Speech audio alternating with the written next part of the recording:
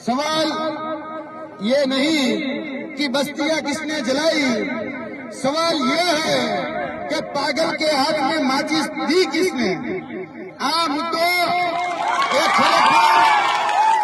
જોવા જઈએ તો જે વન વિભાગ અને જે પોલીસ કર્મચારીઓ જે ક્યાંક ને ક્યાંક આદિવાસી સમાજ અને જે આદિવાસી વિસ્તાર ઉપર જે દમન કરી રહ્યા હતા એના ભાગરૂપે આ જે ઘટના ઘટી હમણાં જ સરપંચ સાહેબે અને આપણે કુવાની જયારે કહી શકાય કે સ્થળ તપાસ કરતા હતા ત્યારે જે સાંભળવા મળ્યું જે જાણવા મળ્યું એના આધારે એક વાત તો પ્રસ્થાપિત થાય છે કે તાલી એ એક હાથે નથી વાગી, તાલી બે હાથે વાગી છે અને એક તાલી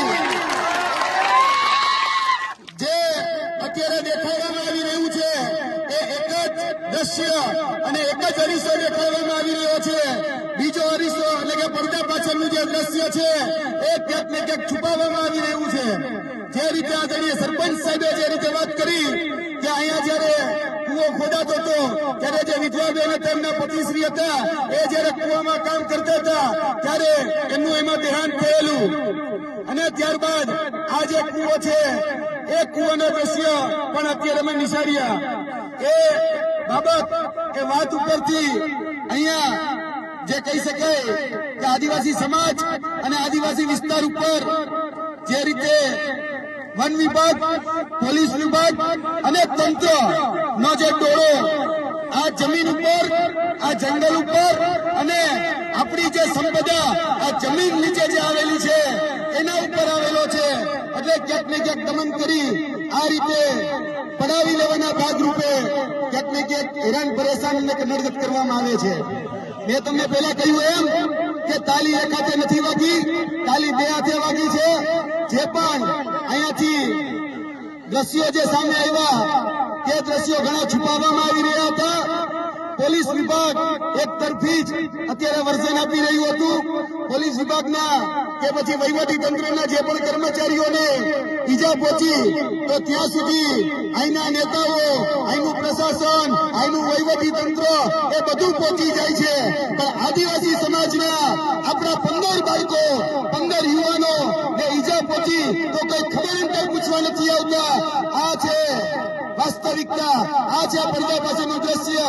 પેલા આ જગ્યા ઉપર, જે જગ્યા ઉપર અમે ઉભા છીએ ત્યાં જે રીતે સરપંચ સાહેબે વાત કરી, જે રીતે ગ્રામજનોએ વાત કરી કે પોલીસે પેલા અહીંયા આદિવાસી સમાજના બાળકોને દોડાવીને માર્યા છે, આદિવાસી સમાજને હેરાન કર્યો છે.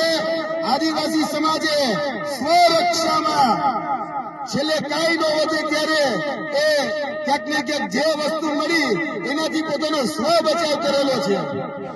બાકી આ ઘટનાને જે રીતે રૂપ આપવામાં આવી રહ્યું છે એ રૂપ બહુ ખતરનાક છે. જે કહેવામાં આવી રહ્યું છે કે આદિવાસી સમાજે હિંસા કરી તો આપણે પૂછવા માંગીએ છીએ ગ્રામજનોને કે આદિવાસી સમાજ ક્યારે હિંસા કરી શકે ખરી?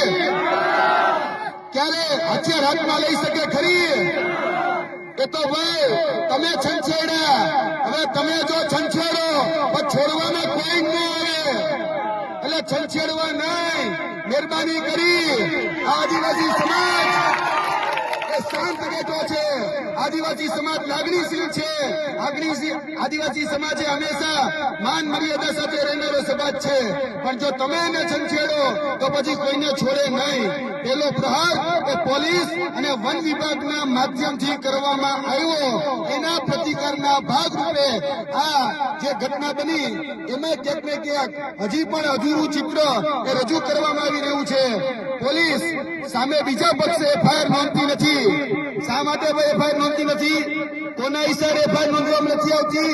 ક્યાં અધિકારીઓ, ક્યાં એસપી, ક્યાં નેતાઓ આ જ વિસ્તારમાંથી વન પર્યાવરણ મંત્રીનો હવાલો લઈને બેઠા છે નેતાઓ. એ નેતાઓ ક્યાં છે ભાઈ? કેમ આદિવાસી સમાજની પૂછપરછ કરવા માટે નથી આવતા? ત્યાં પ્રશાસન તંત્ર કે વહીવટી તંત્રના અધિકારીને મળવા જાય છે તો આદિવાસી સમાજની એને ચિંતા નથી? એને આવવું જોઈએ ને. આદિવાસી સમાજને પાડેલિયા ગામે આવીને મુલાકાત કરવી જોઈએ.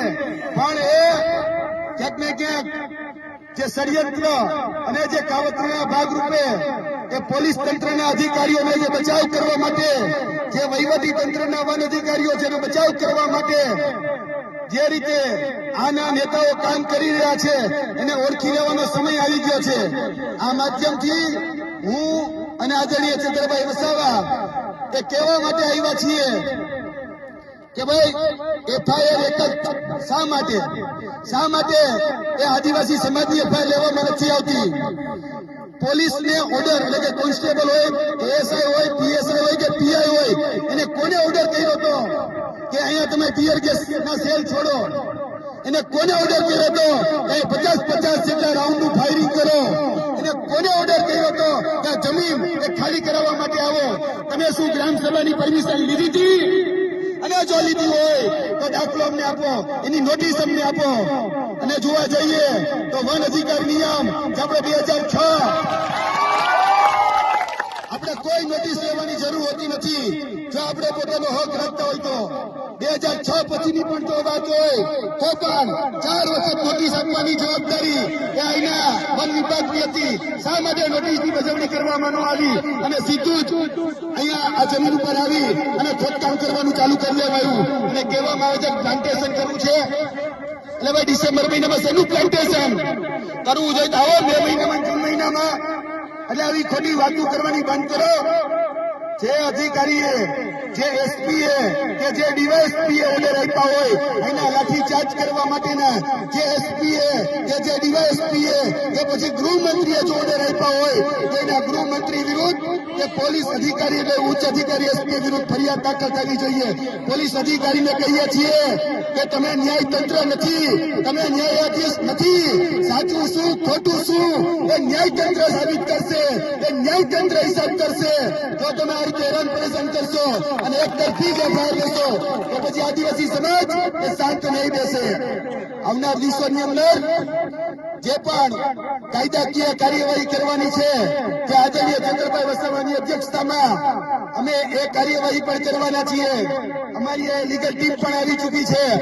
11 જેટલા વકીલો પણ અમારી પાસે ઉપસ્થિત છે. અહીંયા જે પણ કાર્યવાહી કરવી ઘટે એ કરવા માટે અમે તૈયાર છીએ.